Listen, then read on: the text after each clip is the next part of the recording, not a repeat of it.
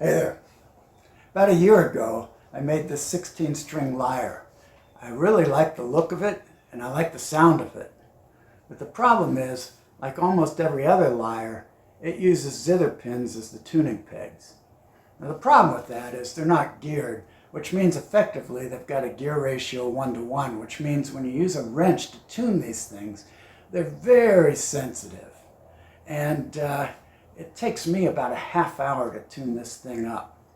Now, if I'm going to use it for a project, I'll bite the bullet and do that. But a lot of times I pick up an instrument I have lying around on a whim just to play it for a while, and I found I'm not picking this thing up just because of the hassle of tuning it. So what I did was I built a new lyre, this one, which uses guitar tuners instead of the zither tuning pegs, and that just makes it a whole lot easier to tune. The other feature I've added to this lyre is I've incorporated a piezoelectric pickup to give me some more sound options. So I'll follow my normal tradition of giving you a sound demo first and then talking more about the build. Now in this demo, it's a short song of 2 verses. The first verse, the instrument is recorded through a microphone. In the second verse, the microphone's removed and the sound comes through the piezoelectric pickup. So you'll be able to hear it in both modes. So here's the demo.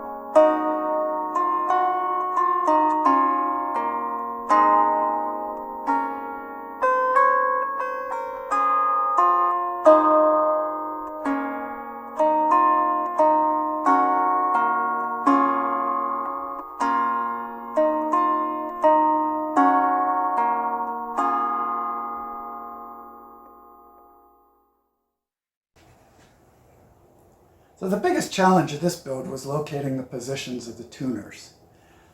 You can see from the back here that the tuners are of a size that it would be impossible to have all of them on the outer radius of the frame here. They just wouldn't fit unless I went with a bigger frame. But even if I did that, it would result in a string spacing that was too large. Okay, so I had to come up with a design that kept the string spacing reasonable. So this is not the first one I considered. First one I considered was this design, where tuners for alternating strings were located on other sides of the instrument. Now the problem with this, of course, is when you play it, this is likely to be resting in your lap, and you don't want the tuners in contact with anything or else they'll move. So I quickly rejected this design. Next thing I considered was this one. And I really like this. In fact, I might build it one day. The reason I didn't do it this time was that the strings, in the middle at least, would be too long for the standard Lyre string kits that you can buy on Amazon. So I'd have to source the strings individually, and that was a hassle I just didn't want to deal with. So that's why I went with the design I did, which is not unique to me.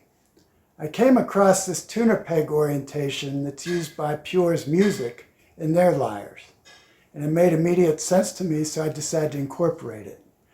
Now in implementing it, there's 2 features to pay attention to. One is the spacing between the tuners on the inner radius of the frame and the strings. This close-up here shows that there's plenty of space between the tuning pegs and the strings, and you're never going to hit one of the pegs by plucking a string.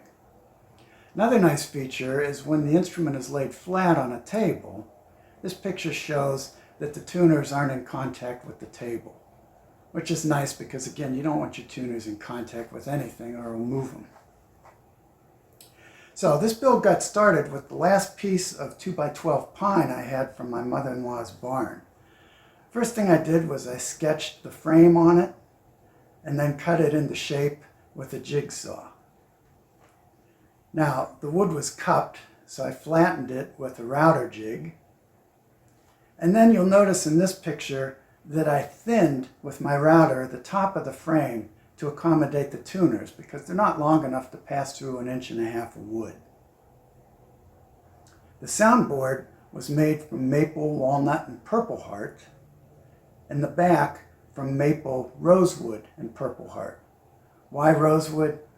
I ran out of walnut. This picture shows the X brace I used for the soundboard and also how I placed the 3 sensors for the piezoelectric pickup. Now, positioning the holes for the tuners was critical because without a nut, the tuners control the string spacing. So I did a trial run on brown paper to set the hole locations so that there was enough space between them for the tuners and also that the spacing between the strings was more or less constant. Now, I had 32 holes to drill on this thing, and the front and the back of each hole had a different size bit, which means effectively 64 holes. Now, in the past, I used a hand drill for this. This time, I broke down and I bought a used drill press for 50 bucks. So, funny story about the drill press. I went looking on Facebook Marketplace in my town for used drill press, and I saw this Craftsman for 50 bucks. So I messaged a guy and say, can I come look at it? He says, yeah, I'm near Wendell Elementary School. And I said, I'm near Wendell Elementary School. I'm in the Forest Lake subdivision. He says, I'm in the Forest Lake subdivision. Turns out we're neighbors. Anyway, the drill press was really handy because having these holes for the tuners, they have to be drop dead vertical. And it also allowed me to easily drill holes from both sides of the instrument. So in the back, I could countersink the string anchor holes so that when you lay it on a table, they don't scratch the surface. So after drilling the holes, some sanding and finishing, 3 coats of gel top coat, and then installing the hardware. So I got the strings from a 16-string Lyre kit on Amazon, the piezoelectric pickup from Amazon, it was about 13 bucks, and the tuners from CB Giddy, they're about 2 1/4 each.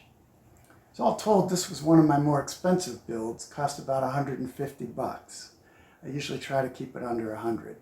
But it resulted in an instrument that I plan to play a lot, so I think it'll be worth it. Anyway, that's the story of my Lyre with guitar tuners. Hope you enjoyed the video. Thanks for watching. See ya.